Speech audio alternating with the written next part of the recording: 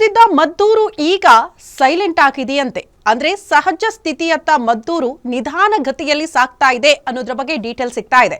ಗಣೇಶ ಮೆರವಣಿಗೆಯ ಸಂದರ್ಭದಲ್ಲಿ ಆಗಿರುವ ಗಲಭೆ ಗದ್ದಲ ವಿಚಾರಕ್ಕೆ ಸಂಬಂಧಪಟ್ಟಂತೆ 2 ದಿನಗಳ ಕಾಲ ಧಗಧಗನೆ ಹೊತ್ತಿ ಉರಿದಿತ್ತು ಮದ್ದೂರು. ಬಟ್ ಈಗ 3 ದಿನಗಳ ಬಳಿಕ ಮದ್ದೂರಿನ ಬೆಂಕಿ ಆರಿದೆ ಅನ್ನೋದ್ರ ಡೀಟೇಲ್ ಸಿಗ್ತಾ ಇದೆ. ಗಲಾಟೆ ಬಳಿಕ ವಿಸರ್ಜನೆಯಾದ ಮದ್ದೂರು ಗಣಪ ನಿನ್ನೆ ಸಾಕಷ್ಟು ಹಳ್ಳಿಗಳಿಂದ ಗಣಪ ಮೂರ್ತಿಗಳನ್ನು ತಂದು ವಿಸರ್ಜನೆ ಮಾಡಿದ್ದಾರೆ.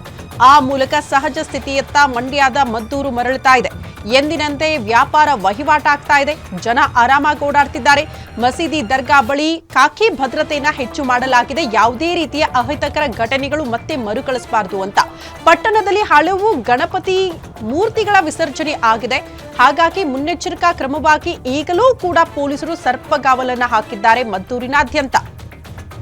ಯಾವೆಲ್ಲ ಸೂಕ್ಷ್ಮ ಪ್ರದೇಶಗಳಿದೆಯಲ್ಲ ಅಲ್ಲೆಲ್ಲ ಕೂಡ ಪೊಲೀಸ್ ಸಿಬ್ಬಂದಿಯನ್ನ ಹೆಚ್ಚಳ ಮಾಡಿ ಭದ್ರತೆಯನ್ನ ಹೆಚ್ಚಳ ಮಾಡಲಾಗ್ತಾ ಇದೆ. ಪ್ರಮುಖವಾಗಿ ಇವತ್ತು ಶಾಸಕ ಯತ್ನಾಳ್ ಅವರೇನೋ ಮದ್ದೂರು ಪಟ್ಟಣಕ್ಕೆ ವಿಸಿಟ್ ಮಾಡ್ತಾರಂತೆ. ಮೇಲಿಂದ ಮೇಲೆ ರಾಜಕೀಯ ನಾಯಕರ ಭೇಟಿ ಆಗುತ್ತೆ, ಕೆಲ ಜನರನ್ನ ಮಾತನಾಡಿಸುವ ಪ್ರಯತ್ನ ಆಗುತ್ತೆ. ನಾವು ನಿಮ್ ಜೊತೆಗಿದ್ದೀವಿ ಅನ್ನುವಂತಹ ವಿಚಾರಗಳನ್ನ ರಾಜಕೀಯ ನಾಯಕರು ಪ್ರಸ್ತಾಪ ಮಾಡ್ತಾರೆ. ನಿನ್ನೆ ಕೇಸರಿ ನಾಯಕರ ಸರದಿ ಆಯಿತು. ಬಟ್ ಈಗ ಕೇಸರಿ ಮನೆಯಿಂದ ಆಚೆ ಇರುವಂತಹ ಶಾಸಕ ಯತ್ನಾಳ್ ಅವರ ಸರದಿ ಅವರು ಕೂಡ ಹೋಗ್ತಾರಂತೆ ಇವತ್ತು ಮದ್ದೂರಿಗೆ. ಹಾಗಾಗಿ ಇವತ್ತು ಕೂಡ ಮದ್ದೂರಿನಾದ್ಯಂತ ಅತಿ ಹೆಚ್ಚಿನ ಭದ್ರತೆಯನ್ನ ಪೊಲೀಸರು ಕೈಗೊಂಡಿದ್ದಾರೆ ಅನ್ನೋದ್ರ ಬಗ್ಗೆ ಮಾಹಿತಿ ಸಿಗ್ತಾ ಇದೆ.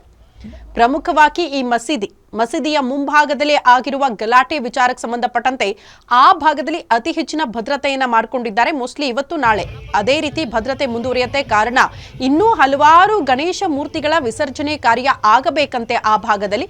ಆ ವಿಸರ್ಜನೆ ಆಗೋ ತನಕ ಕೂಡ ಹೆಚ್ಚಿನ ಭದ್ರತೆ ಮುಂದುವರಿಯುತ್ತೆ.